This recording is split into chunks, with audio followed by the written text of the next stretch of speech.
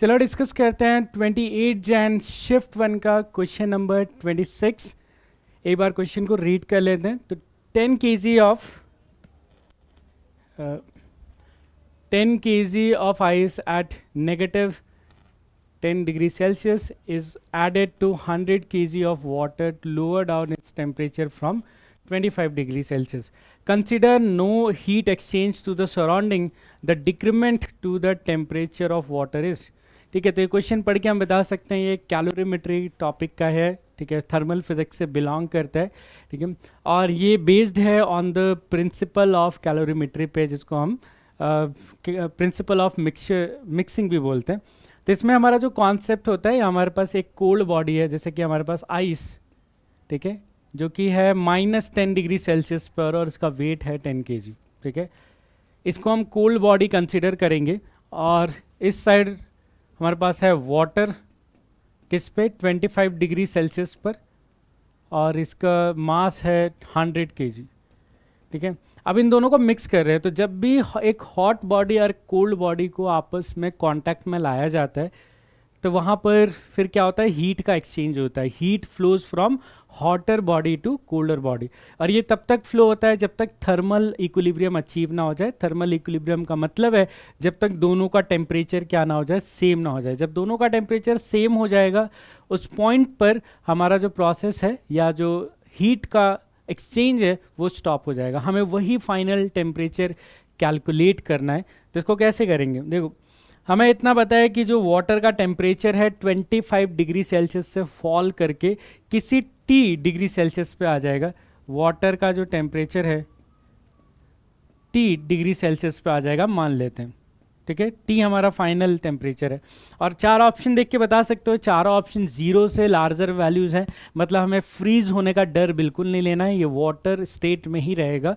तो T degree Celsius पे आ जाए। अब जैसे मैंने बताया कि थर्मल इक्विलिब्रियम पे दोनों बॉडी सेम टेम्परेचर पे आ जाते हैं, तो इस आइस को भी कहाँ तक आना पड़ेगा, T डिग्री सेल्सियस तक आना पड़ेगा। तो आइस के साथ क्या क्या होगा, ये तो सिर्फ कूलिंग प्रोसेस हो गया। आइस तो पहले हीटअप होकर आइस 0 डिग्री सेल्सियस पे आएगा। ठीक है, फिर जब आइस 0 पे आ जाएगा तो मेल्ट होगा, और ये बनेगा वाटर 0 डिग्री सेल्सियस, मेल्ट होकर वाटर बन जाएगा। और फिर वाटर 0 डिग्री सेल्सियस से एक स्टेप और लेकर ये वाटर T डिग्री सेल्सियस तक आएगा, क्योंकि दोनों का टेम्परेचर सेम होना चाहिए एट थर्मल इक्विलिब्रियम। अब हम क्या लिख सकते हैं कि जितना भी हीट इस साइड लूज किया है कूलिंग प्रोसेस में, उतना ही हीट इसने गेन किया होगा, क्योंकि हीट का सराउंडिंग में कोई भी लॉस नहीं है, this is known as principle of calorimetry. Heat lost by the hotter body equal to heat gain by the colder body. तो एक एक करके हम लोग लिखना शुरू करते हैं।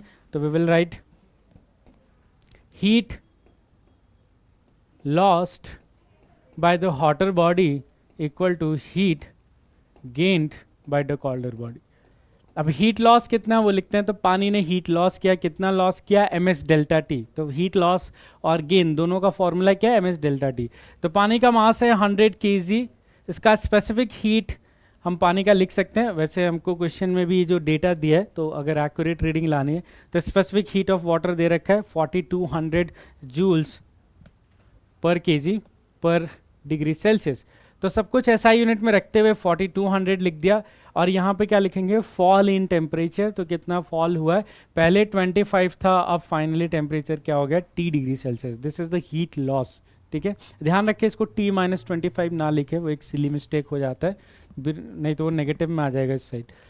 ओके, अब आते हैं हीट गेन। तो हीट गेन 3 स्टेप में हुआ है। पहले आइस हीटअप हुआ है, तो आइस ने कितना हीट गेन किया, वो भी ms डेल्टा टी। तो m, और आपको पता ही है कि इसका हाफ होता है, वैसे तो इन्होंने दे रखा, आइस का जो स्पेसिफिक हीट होता है वाटर का हाफ होता है।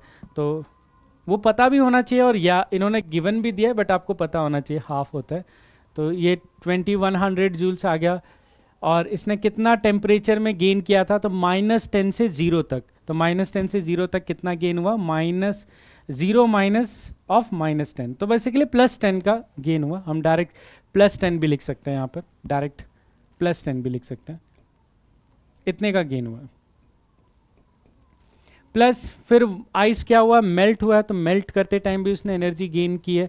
तो हीट ऑफ ट्रांसफॉर्मेशन यहाँ पे यूज करना पड़ेगा। तो हमारे पास मास है 10 और latent heat of fusion, heat of transmission क्या होता है, मास इनटू लेटेंट हीट।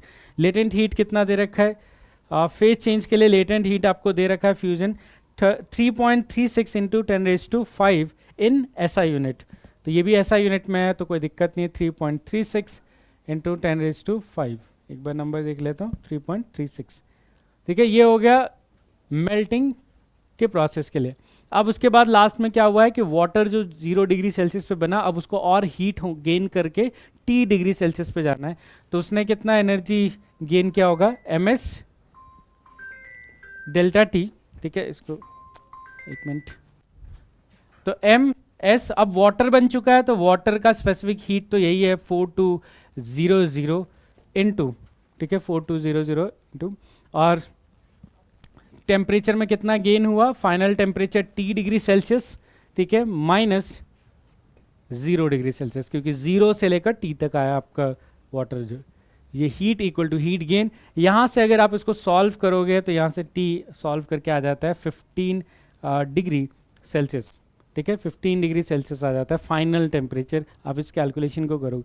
अब हमें निकालना है डिक्रीज इन टेम्परेचर। तो डिक्रीज इन टेम्परेचर कितना है, decrease in temperature of water,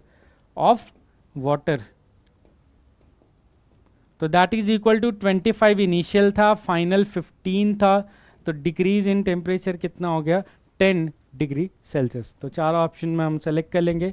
ठीक है, 10 डिग्री सेल्सियस, यस हमें डिग्री सेल्सियस में ये आंसर देना, ये भी ध्यान रखेंगे कहीं केल्विन में तो आंसर नहीं देना। तो 10 डिग्री सेल्सियस हमारा राइट आंसर हो जाएगा।